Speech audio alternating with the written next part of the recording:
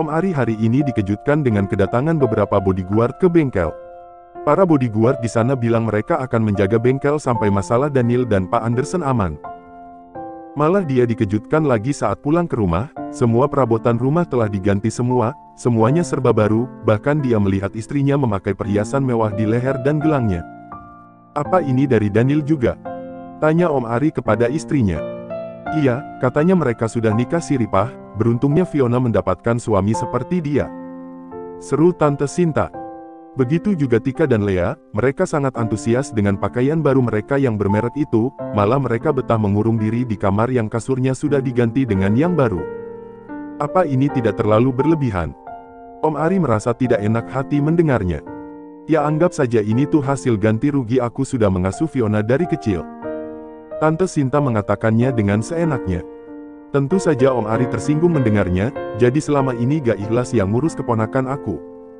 Bukannya gak ikhlas, tapi kamu tahu kalau kehidupan kita itu dari dulu susah sekali. Bagaimana bisa mereka menikah siri tanpa izin dariku? Padahal aku sudah berjanji pada Satria akan membantunya rujuk sama Fiona. Ya sudahlah Pah, mau bagaimana lagi mereka sudah menikah, masa mereka harus? Perkataan mereka berhenti begitu menyadari ada Satria di depan rumah, saat itu Satria tidak sengaja mendengarkan pembicaraan mereka. "Satria." Om Ari merasa tidak enak hati pada Satria. Satria hanya terdiam, rupanya dugaan dia benar, Daniel lah suaminya Fiona. Saat bertemu Fiona di minimarket itu dia bisa melihat mata Fiona yang berbinar-binar, dia kelihatan sekali sangat bahagia dengan kehidupannya yang sekarang. "Saya sengaja datang ke sini karena ingin mengatakan sesuatu pada Om." Satria mengatakannya dengan ragu-ragu. "Tentang apa, Satria?" "Tentang aku dan Fiona." Beberapa saat kemudian pukulan telah banyak Om Ari layangkan ke wajah Satria, namun dia masih belum puas, dia masih ingin memberi pelajaran pada Satria, pria itu tega sekali menyelingkuhi Fiona selama 2 tahun bahkan mengabaikannya. "Papa, berhenti, Pah." Tante Sinta terus memeluk punggung suaminya, agar suaminya berhenti memukuli Satria yang kini telah terjengkang ke lantai. Om Ari masih terlihat marah, bahkan terdengar suara nafas yang begitu berat di dadanya. Walaupun mungkin dia bukan om yang baik buat Fiona tapi dia menyayangi keponakannya itu, dia pasti marah jika ada yang berani menyakiti Fiona. Satria segera bangkit sambil merintih, dia rasa dia memang pantas mendapatkan semua pukulan ini, bahkan lebih dari sekedar pukulan pun akan dia terima. "Tega sekali kamu Sat, menyakiti keponakan aku. Dari kecil dia sudah cukup menderita, tapi kenapa kamu tega menambah penderitaan Fiona?" "Maafkan saya Om, saya memang salah. Saya pantas mendapatkan semua ini." Om Ari ingin memukul Satria lagi tapi ditahan oleh istrinya, dia terpaksa harus menahan emosinya itu. "Om tahu diri Om gak bisa membahagiakan Fiona, Om percayakan kamu untuk menjaganya, Om sangat percaya sama kamu, Sat. Tapi kenapa kamu tega melakukan semua ini? Kamu tega membuat Fiona menderita."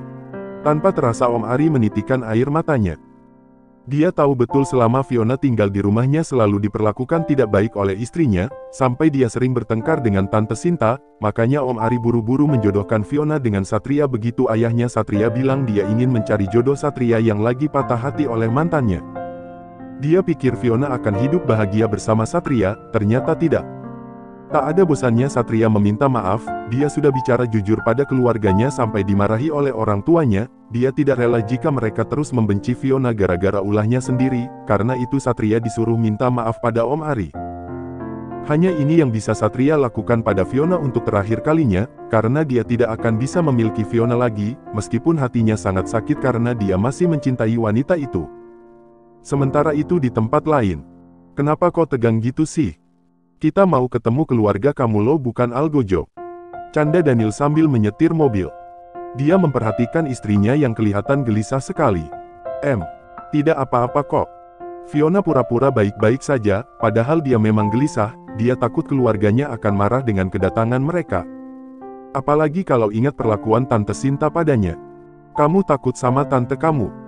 Fiona lebih baik jujur saja, kamu tidak tahu aja karakter tanteku kayak gimana. Aku takut kamu akan kecewa kalau bertemu dia. Apa kamu percaya dengan kekuatan sihir?" "Gak lah. Tapi aku akan menyulapnya, aku akan menyulap keluarga kamu menjadi baik padamu."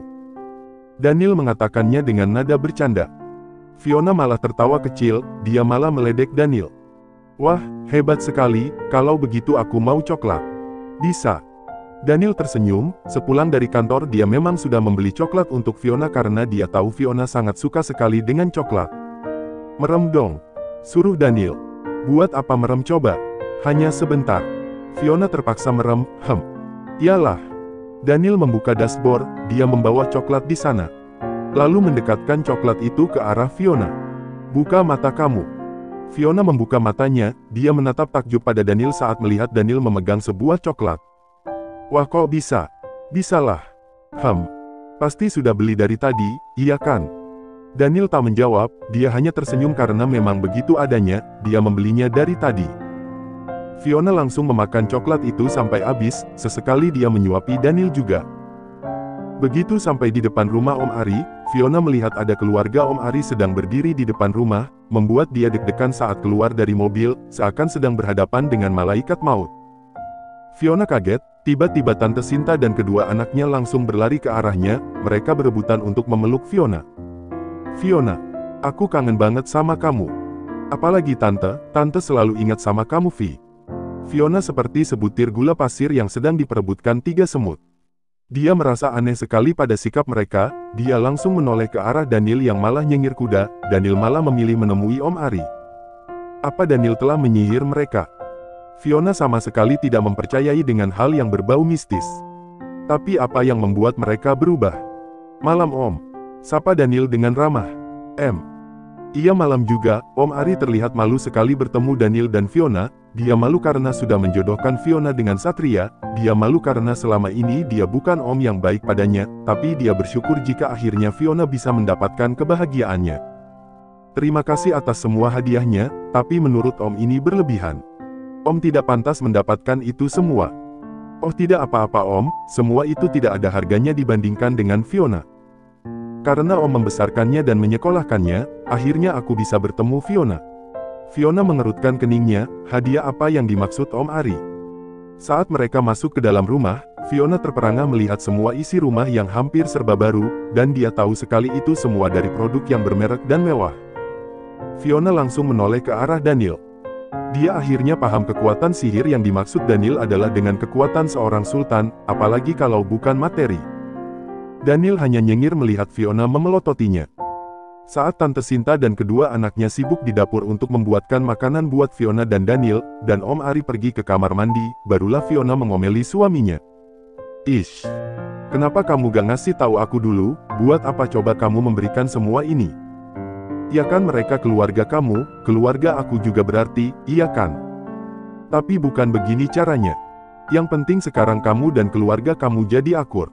Udah gitu aja. Mereka berhenti bicara ketika Tante Sinta dan kedua anaknya membawa banyak makanan ke ruang tamu, mereka masak yang banyak sekali untuk Fiona dan Daniel. Di tempat lain, Ziano, bisakah kita bertemu sebentar? Asisten Z membaca pesan dari Melinda, dia hanya menghela nafas, dia memang tidak ingin bertemu dengannya lagi. Apalagi sekarang ini dia sudah memiliki seorang istri, dia tidak ingin menjadi pria pengkhianat seperti Andrian atau Satria. Karena itu dia memilih untuk tidak bertemu dengan wanita itu. Asisten Z menemui Sandra yang sedang memasak di dapur, Sandra sedang melamun memikirkan bagaimana caranya agar membuat si pria kaku itu luluh padanya. Padahal dia selalu berdandan cantik. Sedang masak apa? Perkataan asisten Z mengagetkan Sandra, sampai dia yang sedang mengiris wortel, tangannya sedikit tergores oleh pisau. Au! Asisten Z kaget melihatnya, makanya kalau masak jangan sambil melamun. Dia malah mengomel. Asisten Z segera mengambil kotak P3K, dia langsung mengobati luka di jari manis Sandra. Biar aku sendiri. Tapi asisten Z tidak menanggapinya, dia malah meniupi salep luka yang sudah dia oleskan di jari Sandra, lalu menutupinya dengan plester. Di balik sikapnya yang kaku, ternyata pria itu memiliki sikap yang lembut.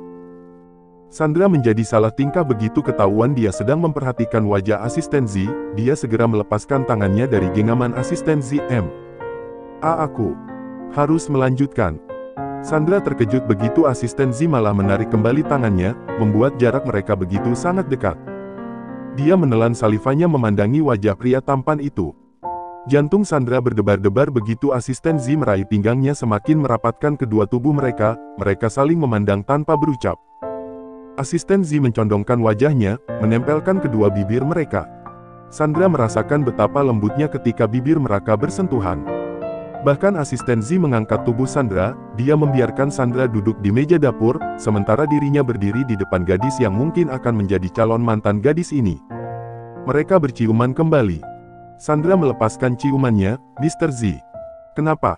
Ziano merasa kesal karena Sandra malah menjeda aktivitasnya. Apakah kita malam ini akan melakukannya? Ziano tak langsung menjawab, dia memandangi wajah cantik Sandra. Bukannya kita suami istri? Iya aku tahu, tapi melakukan semua ini adalah kewajiban, harus disegerakan. Benarkah? Sandra tidak tahu itu, tahu dari mana? Google menjadi korban fitnahan Ziano. Apa kamu tahu cara melakukannya juga dari Google? Ziano menghela nafas, wanita itu malah banyak mengajaknya bicara, padahal Ziano selalu menerapkan dalam hidupnya sedikit bicara banyak bekerja, Iya. Tapi kata orang rasanya sakit banget, aku takut. Apa ada wanita yang mati gara-gara malam pertama? Gak kayaknya, aku gak pernah dengar. Begitu juga kamu pasti kuat. Kita akan berdosa jika tidak segera melakukannya. Benarkah? Ziano tak menjawab, dia mulai fokus kembali melakukan aksinya. Di waktu yang sama namun di tempat yang berbeda. Alexa diusir oleh orang tuanya, gara-gara Pak Anderson menghancurkan bisnis keluarga Alexa, itu semua gara-gara Alexa yang tengah hamil mengandung anak dari pria lain. Seliciknya Alexa, dia juga ada saatnya dia lemah, apalagi dia mendapatkan tekanan setiap membuka grup WA, pada membicarakannya. Gak tahu malu ya dia, ngaku-ngaku dibucinin Daniel padahal nyatanya tidak. B, pasti malulah makanya gak muncul.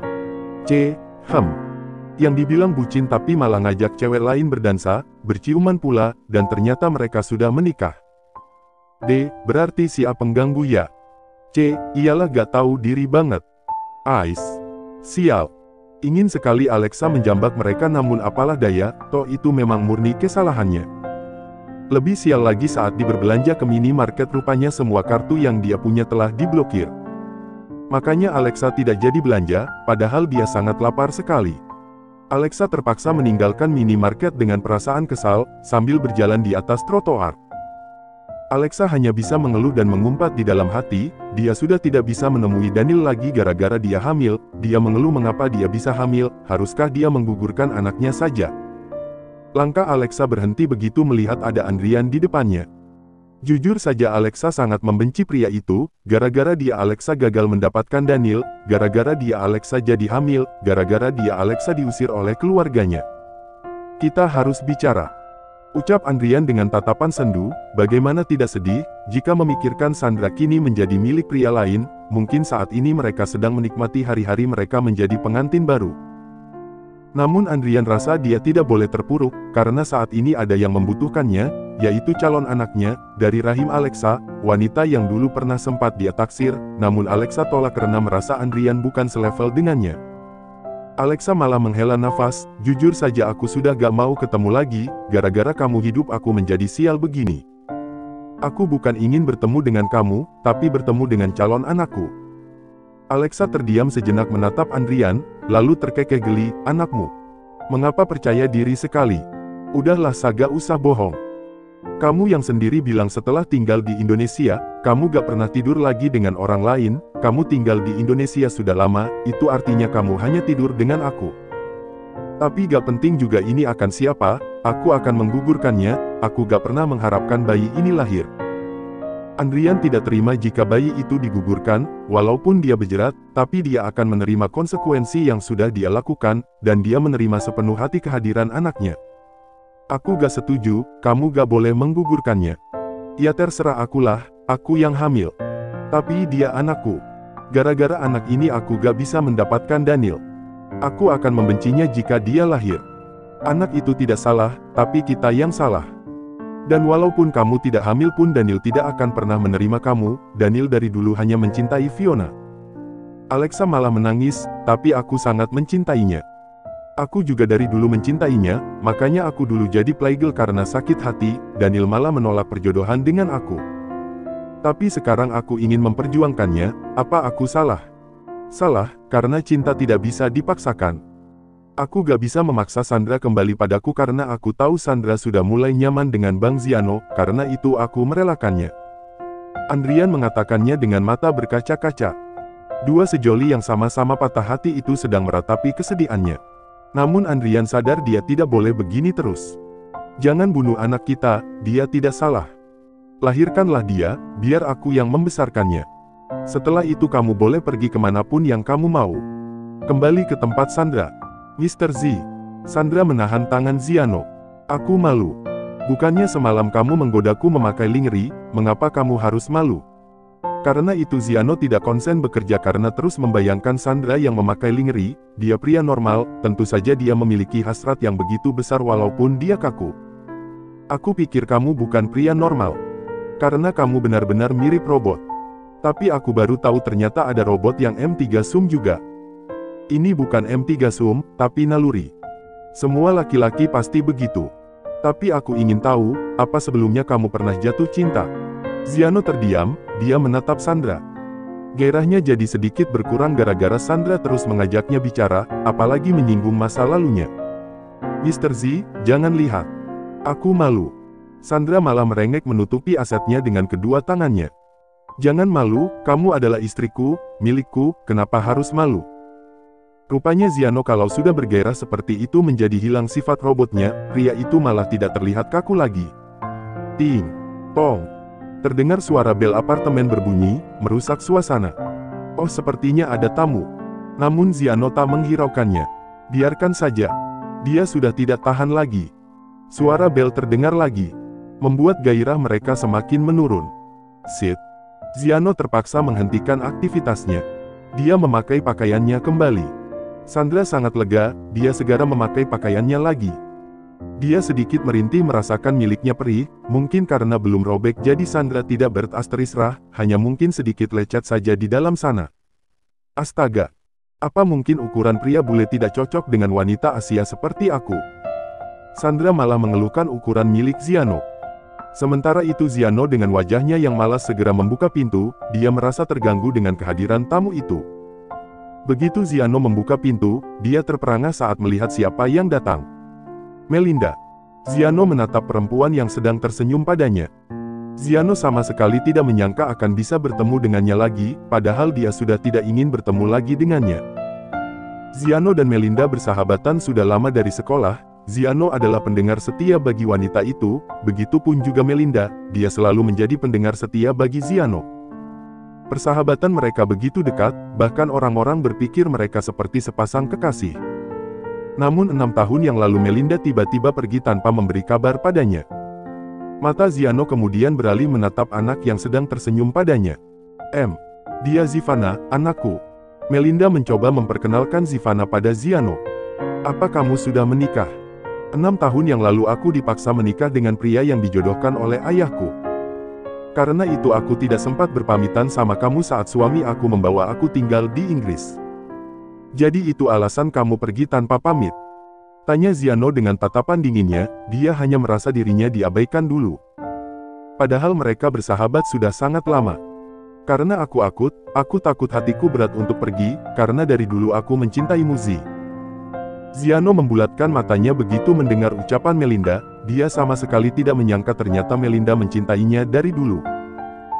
Sementara Ziano memang kaku dari dulu, dia tidak tahu bagaimana perasaannya pada Melinda, hanya saja dulu dia sangat nyaman bersahabat dengan wanita itu, orang yang selalu menjadi pendengar setianya, apalagi Ziano memang kesepian, sebagai seorang anak yang diadopsi dan dilatih untuk setia mengabdi pada keluarga Gilbert.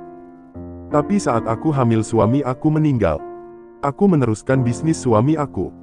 Bahkan karena aku masih sangat mencintai kamu, aku memberi nama anakku Zivana, agar rasa rindu aku sedikit terobati.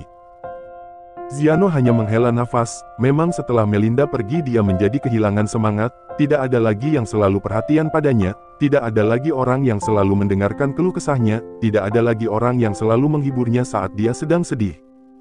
Tapi percuma juga kamu mengungkapkannya padaku, itu semua sudah berlalu. Tapi kamu cinta juga kan sama aku Z? Ziano menggelengkan kepala, aku gak tahu Mel, aku orang yang sulit membaca perasaan aku bagaimana.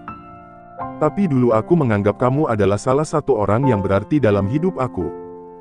Zivanna tidak mengerti dengan pembicaraan kedua orang dewasa itu, dia memilih bermain boneka saja, kebetulan dari tadi dia membawa boneka.